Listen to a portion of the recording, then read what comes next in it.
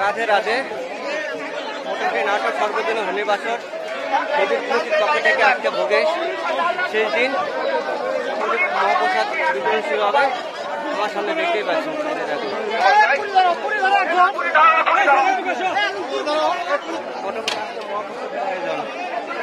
আমার সামনে দেখতেই পাচ্ছি।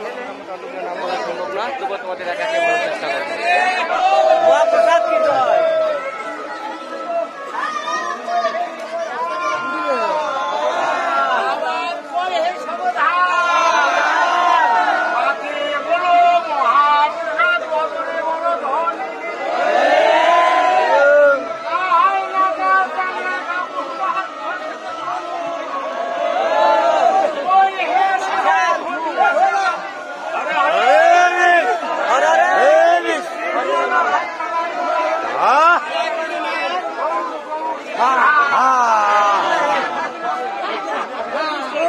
বিতরণ তোমরা দেখতে পাচ্ছ আমার সামনে থেকে।